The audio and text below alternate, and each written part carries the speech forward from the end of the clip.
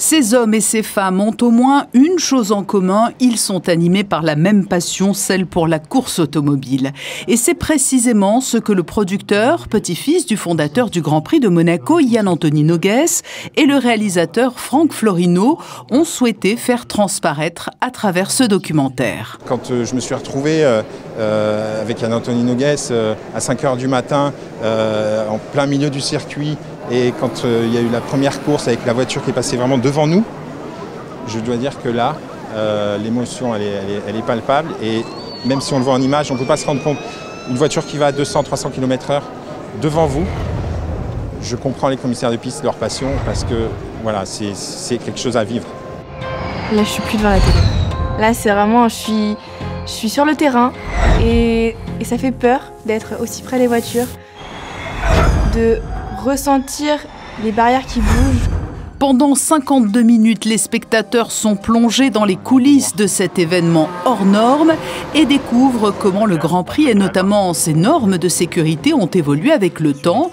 Les accidents sont aujourd'hui moins nombreux, mais les risques toujours bien présents pour ces volontaires en première ligne. Félicitations, vous avez été exceptionnel. C'était formidable, je pleurais, j'ai beaucoup pleuré, j'étais vraiment très émue et pour ce rendu, je suis vraiment très contente. Avec la musique, ça fait des émotions, les images qui sont très bien faites. Ça montre aussi un peu, même ma femme qui était là aujourd'hui avec moi, il m'a dit je comprends mieux qu'est-ce que tu fais, comment ça marche. On est aussi allé sur d'autres circuits et c'est là qu'on peut se rendre compte que vraiment à Monaco, on a quelque chose de très bon. Et en plus, cette camaraderie qu'il y a entre nous, et c'est ça qui fait que, d'où le nom de corps. Des superbes images, un rendu magnifique, puis une si belle soirée, donc on ne pouvait pas rêver mieux, c'est magnifique.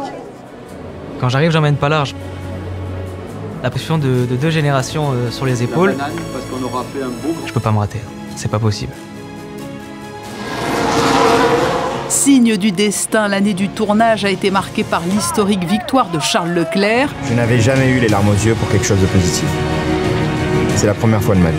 C'est d'ailleurs la voix de ce héros national qui nous guide du début à la fin de ce film qui couronne le 50e anniversaire de la combinaison orange de cette petite armée.